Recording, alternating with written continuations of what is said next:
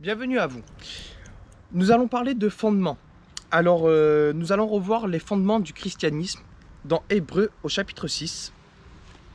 Et nous lisons, c'est pourquoi, laissant la parole qui n'enseigne que les premiers principes du christianisme, tendant à la perfection, et ne nous arrêtons pas à jeter tout de nouveau le fondement de la repentance des œuvres mortes, et de la foi en Dieu, de la doctrine des baptêmes, et de l'imposition des mains, de la résurrection des morts, et du jugement éternel, et c'est ce que nous ferons si Dieu le permet.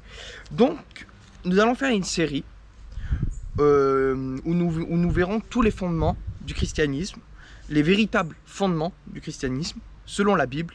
Et pour commencer, nous voyons le premier fondement qui est la repentance des œuvres mortes. Tout d'abord, voyons repentance. Ce que cela veut-il dire? Donc, repentance veut dire changement d'attitude. Tout simplement. Se repentir de quelque chose, c'est revenir sur cette chose et se dire, je ne ferai plus les choses comme ça, je ferai les choses autrement. Donc, c'est un des fondements du christianisme, on vient juste de le lire. La repentance des œuvres mortes, c'est simplement de renoncer à nos œuvres mortes et de simplement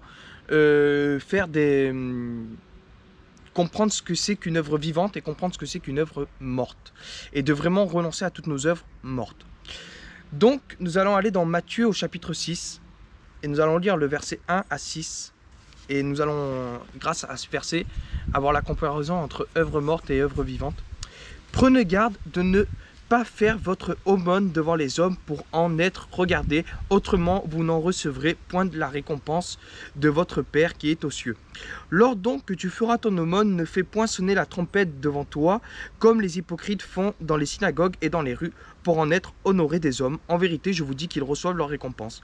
Mais quand tu fais ton aumône, que ta main gauche ne sache point ce que fait ta droite, afin que ton aumône soit dans le secret, et ton Père qui voit ce qui se fait en secret t'en récompensera publiquement. Et quand tu prieras, ne sois point comme les hypocrites, car ils aiment à prier en se tenant debout dans les synagogues et au coin des rues, afin d'être vus des hommes. En vérité, je vous dis qu'ils reçoivent leur récompense. Mais toi, quand tu pries, entre dans ton cabinet, et ayant fermé ta porte, prie ton Père qui te voit dans ce lieu secret, et ton Père qui te voit dans ce lieu secret te récompensera publiquement. Donc là, l'œuvre morte à ce moment-là, c'est l'homme qui regardait, qui dit au tout début, qu'il avertit, prenez garde de ne pas faire votre aumône devant les hommes pour en être regardé. Autrement, vous n'en recevrez point la récompense de votre Père qui est aux cieux. Donc, c'est-à-dire, l'œuvre morte, c'est une œuvre qui est faite sans foi, qui n'est pas faite pour Dieu. Donc, si elle n'est pas faite pour Dieu, c'est une œuvre morte, tout simplement.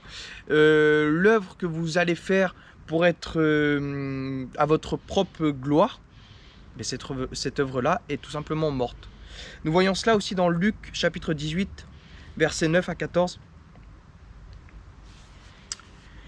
Alors là, c'est Jésus qui va dire une parabole. Il dit aussi cette parabole à quelques-uns qui se confiaient en eux-mêmes d'être justes et qui tenaient les autres pour rien. Deux hommes montèrent au temple pour prier, l'un pharisien et l'autre péager. Le pharisien, se tenant à l'écart, priait en lui-même en ces termes, « Ô Dieu, je te rends grâce de ce que je ne suis point comme le reste des hommes, qui sont ravisseurs, injustes, adultères, ni même comme ce péager.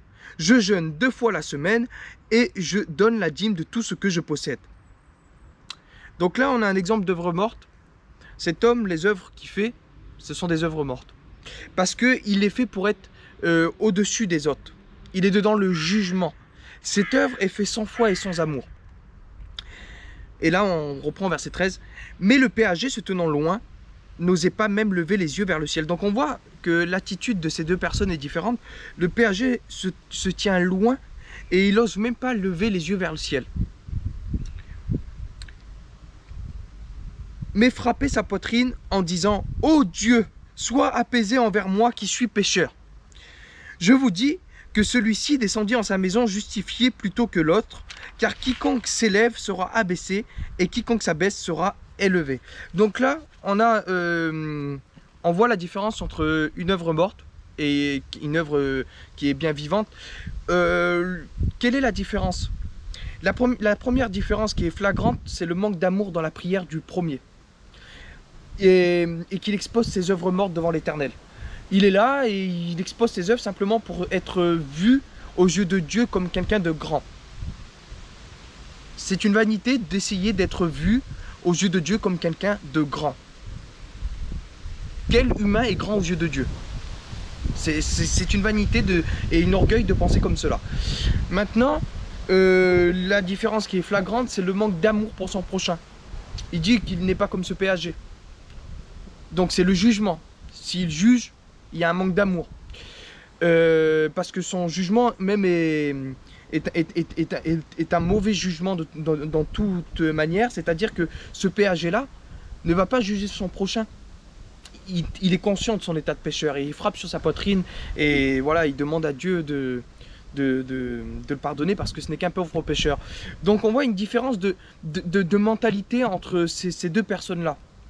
Et en fait, là, selon la Bible, celui à qui son œuvre, à ce moment-là, sa prière est vivante, c'est le péager et non point le pharisien.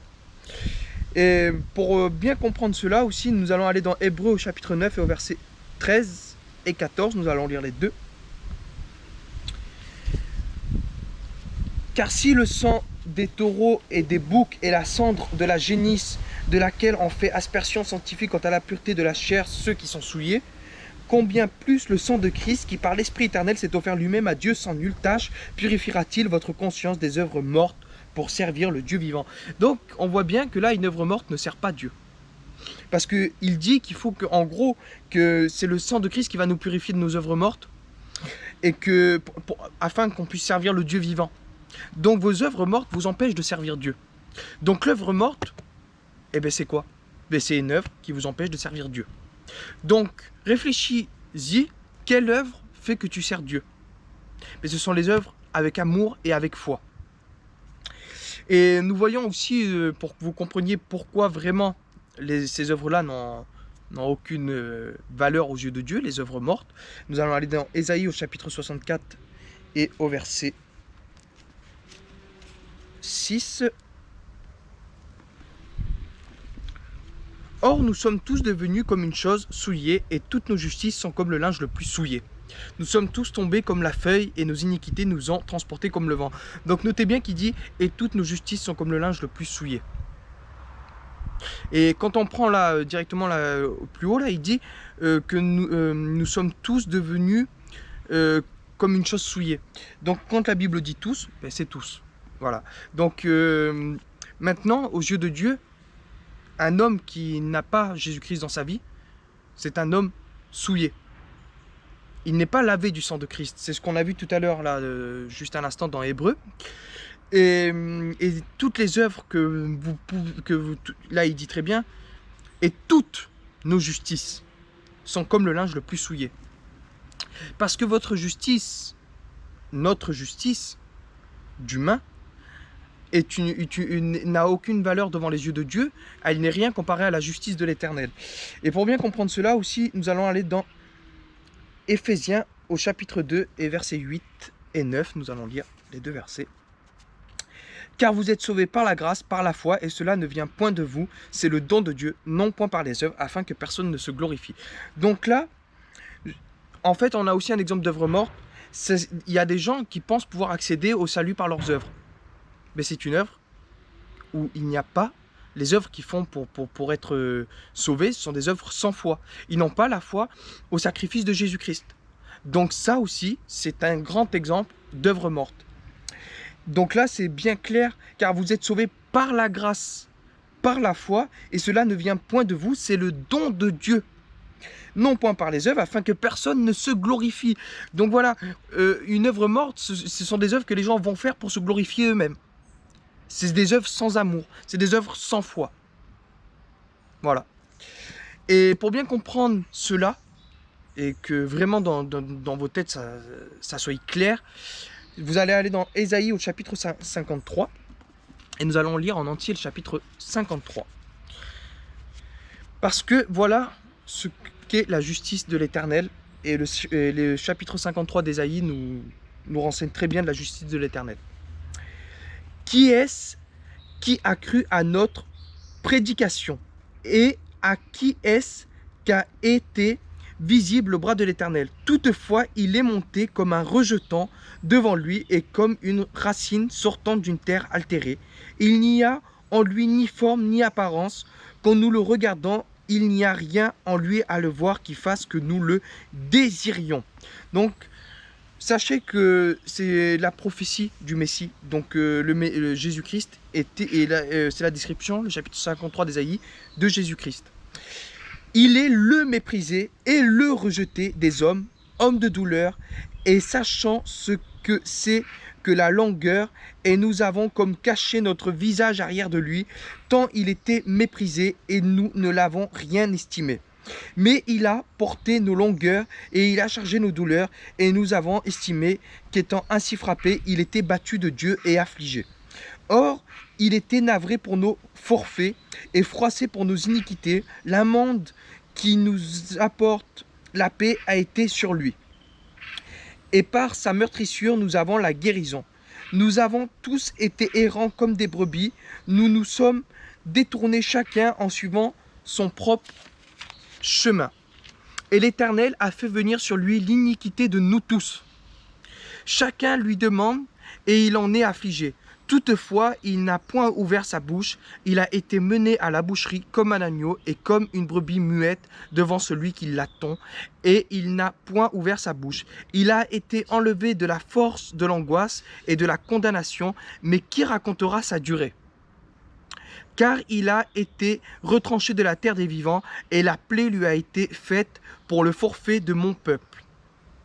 Or, on avait ordonné son sépulcre avec les méchants, mais il a été avec le riche en sa mort, car il n'avait point fait d'outrage, et il ne s'est point trouvé de fraude en sa bouche. Toutefois, l'Éternel, l'ayant voulu froisser, l'a mis en longueur, après qu'il aura mis son âme en oblation pour le péché.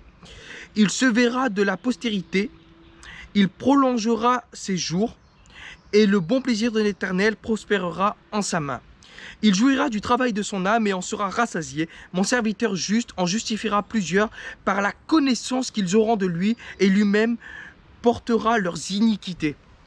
C'est pourquoi je lui donnerai son partage parmi les grands, et il partagera le butin avec les puissants, parce qu'il aura livré son âme à la mort, qu'il aura été mis au rang des transgresseurs, et que lui-même aura porté les péchés de plusieurs et aura intercédé pour les transgresseurs. Le sacrifice de Jésus-Christ, c'est quelque chose de très grand. C'est la chose la plus grande qui peut exister. C'est l'acte d'amour ultime. C'est le sacrifice de Jésus-Christ. Donc, si vous pensez pouvoir ajouter une œuvre au sacrifice de Jésus-Christ, votre œuvre est morte. C'est une œuvre sans foi en Jésus-Christ. Et c'est même une œuvre sans amour pour Jésus-Christ. Parce que si vous aimez Jésus-Christ, vous comprenez son sacrifice. Vous avez compassion pour lui, parce qu'il a porté vos iniquités. Il a porté vos plaies. Il s'est chargé de tous vos fardeaux. Il s'est sacrifié pour nous tous. Donc maintenant, la Bible dit clairement que tout homme est pécheur. Vous voyez très bien que les œuvres des hommes ne valent rien devant Dieu, si ces œuvres sont des œuvres sans Christ. Donc voilà, aujourd'hui nous avons vu le premier fondement. Donc la prochaine fois, nous verrons le second fondement qui est la foi en Dieu. Donc voilà, je vous invite comme toujours d'aller voir les chapitres, d'aller relire les versets, méditer les chapitres et bien comprendre cela et bien prendre conscience de cela. Et je vous dis que la grâce et la paix de notre Seigneur Jésus-Christ vous accompagnent.